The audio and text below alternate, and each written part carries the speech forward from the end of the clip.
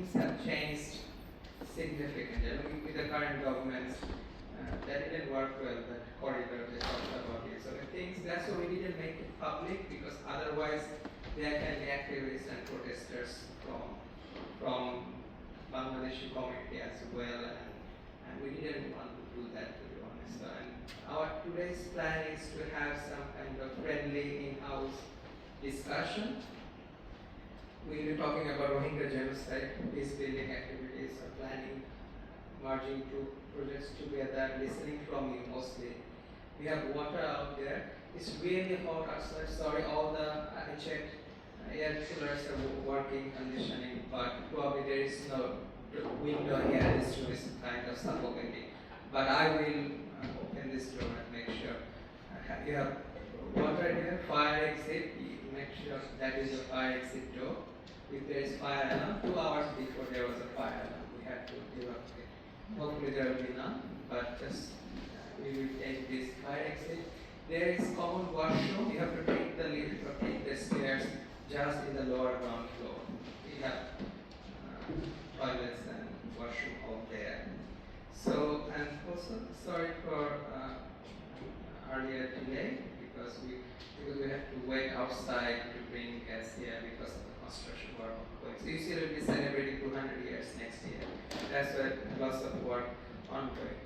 So without further delay, may I request Professor Imtiaz Ahmed and Professor Hafsa to have your chair.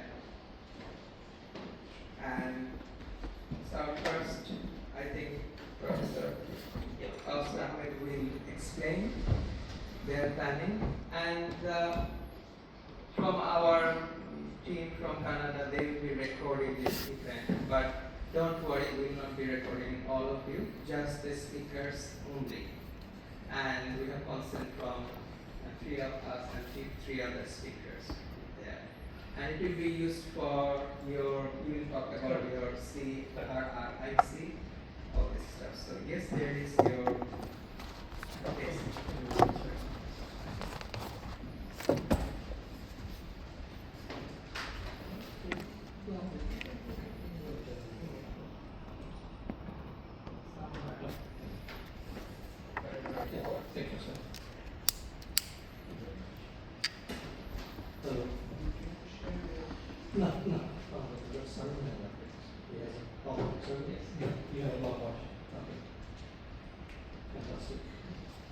Thank you very much.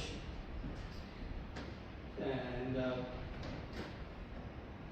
very warm afternoon for us who live very close to Arctic Circle. So I would like to express my gratitude first and foremost, because Dr.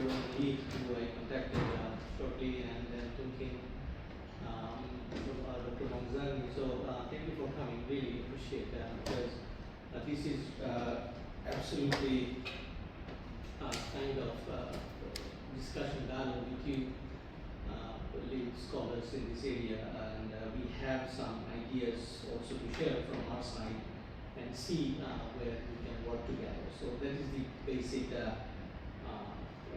objective of our today's discussion. So having said that, don't worry, I have a prepared speech too. So to introduce myself, my name is Kausar Ahmed. I teach at the University of Myanmar. However, I also lead a not-for-profit charitable organization. It's called Conflict and Resilience Research Institute Canada, in short CREEC. And CREEC was awarded a fund from Global Affairs Canada last year, but our project started from March this year. So I'm going to explain and take this privilege to explain what we are trying to do and how we are trying to seek your help with regards to moving forward. So I think this is enough in terms of introduction. Now let's go to the written speech. Although we are gathered here at the University College of London, and my deepest gratitude to Dr. Bias for hosting us so quickly and so promptly, and of course our principal partner in this project, Center for Organic Relief, led by Professor Dr. Imtiaz, and he came all the way from Bangladesh. So this is how we kind of started together. So this event, as said, the way we call it seminar dialogue, is kind of woven into a wider Canadian-led initiative called Charting a Path to Lasting Peace, Ending Myanmar's Decade-long Civil War. So this is the main title of a project funded by Global Affairs Canada, and this project is steered by CREEC, our organization, University of Winnipeg, and it is funded under the Global Affairs Canada's Indo-Pacific Strategy Program. And it is in general, if you visit Global Affairs Canada's Indo-Pacific initiative, you will see they title it Promote Peace, Resilience and Security. And these are the three pillars of Canada's Indo-Pacific strategy. And Canada is particularly not very keen in that part of the world, but it changed during the last tenure of Liberal government of Mr. Trudeau. So he spent almost a week in ASEAN summit in Laos, and then we saw quite a bit of interesting discussions going on in capital under the banner of Indo-Pacific strategy. And then, of course, change of government in our country, Liberal is again back to power, but it continued, and this is how it started. We applied for this particular project thinking that our rationale was that if the war and conflict which is going on in that area doesn't end, then whatever initiative we take with regards to displaced people, and particularly our Rohingya brothers and sisters, it is nearly impossible to see a future of them being in Rakhine area. Although you might ask me that last March, when the Secretary General was in the area, it was quite kind of said that next Eid they will be there in their places. But this is something kind of we are actively pursuing, that how we can think of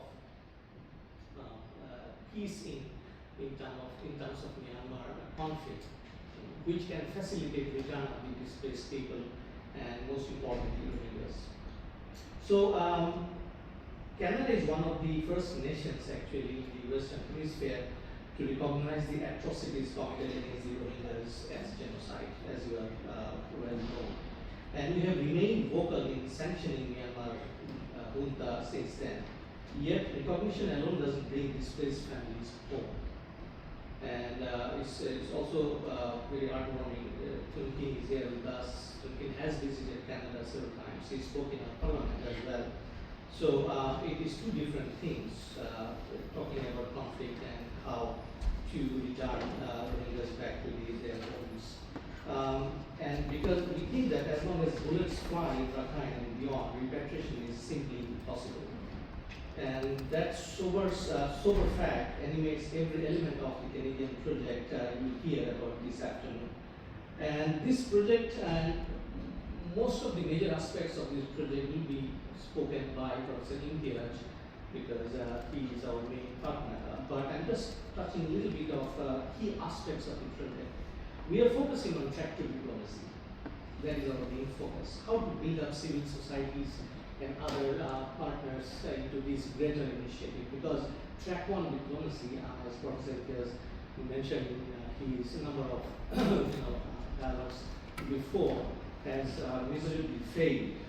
So this is one of the thrusts in this project, that how to build up partners with regards to civil society and other organizations so that they can plug in themselves in track to diplomacy. Then we are kind of testing in this particular project something called Smart Settle, e-negotiation software that our Rotary partners have built. It was particularly the brainchild of Dr. Ernest Thiessen. We are trying to bring this software to understand how e-negotiation can take place within this very objectively AI-driven calculation of the fact. Because again, Professor Imtiaz will talk more about Marshall Plan. So we are talking about the building Rakhine particularly, and how much money is required, and within a time frame of 10-15 years, how this could be built. So it's just mimicking the post-Second World War Marshall Plan in Germany. So in our project we call it mini Marshall Plan, and this is kind of reconstruction, and you are well known and versed about the Kofi Annan report, and it is kind of building up on that ideas that Rakhine is one of the poorest provinces. And in many of our discussions in this project, which is a two-part project, the first part, what we're doing now is building a network and knowledge. In many of the webinars, we have streamed 13 webinars so far. You can find it on the channel, YouTube channel, and you'll see that this is something we have asked many of our participants that what do they think in terms of future times where Rohingyas and others will go back to, because there is hardly any infrastructure left for this during this conflict. And in this regard, I think I would mention that today what we are trying to live stream record is for our funders, Global Affairs Canada, and as an educational tool that we kept in our YouTube channel, www.crick.org in YouTube. So we use these things as a data and for researchers to do access, and then we build up of this sort of qualitative data points. If we talk about the urgency on ground, I think you all are aware Arakan Army's rise and how it has changed the geopolitics of the area. And as of today, with whatever information I have gathered, almost 80% and more areas are controlled by Arakan Army, and they have become a very dominant actor in that area. As you know, India has already invited, the chief went and spoke. Bangladesh is talking unofficially, that would be seen from the media, and then they are still there, and China has imposed a ceasefire. So that is how it is. It has changed, and of course, Chinese involvement will be more clearly described by proximity action. Regional stability is at risk. That what we have kind of gathering over the past couple of months. And these dynamics underscore our core message today, which is without ending the fighting, no one goes home. Without a credible economic horizon, the fighting is unlikely to end. So this is the dual dynamics we are trying to address through our project. The convergence of military retreat and great power courtship within this Indo-Pacific area, which is in general our study area for this project. It is heated over this past couple of years, and now we are trying to wait and see what America does in terms of their footprint in the area. And today's conversation, we are trying to link two questions. How can evidence-based structural engagement and pierce the current stalemate and create a political space for reform and thoughts? And second one, what would a realistic construction compact or the Marshall Plan need to look like to persuade both the Myanmar military and ethnic organization that peace pays better than war? And I will just finish very quickly by saying that this is a great opportunity to have met you, and we are seeking help from the ISS team here, because this accountability part is also being discussed in our project, but in a different way. But today I'm going to listen more than because I have no presentation, nothing. But I'll be very intent listening to your ideas, your comments, and how we move forward. And honestly, I think this is a time that we build our collaboration over the pond, as we call it, pond. So this is something we are looking forward. If you are interested, I'll be more than happy to invite you next year in Ottawa when we wrap up this project and we move forward for the further funding. And I am in touch with Doha Institute of Credit Studies, and they have expressed their willingness to host any kind of peace summit or sort of things. So that is my biggest hope. Let's see how it unfolds, because I didn't know that Iran will get into this conflict in between. Nonetheless, I'm very optimistic, and once again, my deep appreciation for you having spent the afternoon here with us. And without further ado, let me welcome Dr. Proxentius for his part, and then we'll listen to some of the presenters speak yesterday in this workshop.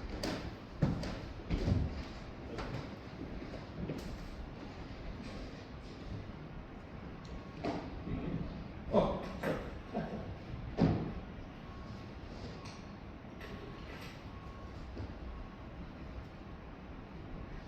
Thank you, Sir Councillor Ahmed, for introducing your project. So now, Professor, I welcome Professor Ahmed. I think most of you know him. He is a renowned, was a renowned professor at the University of Dhaka, and also director for Center for Genocide Studies, and now director for Center for Alternatives.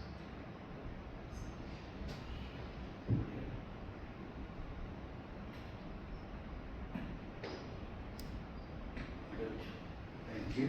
Share. Yeah, okay.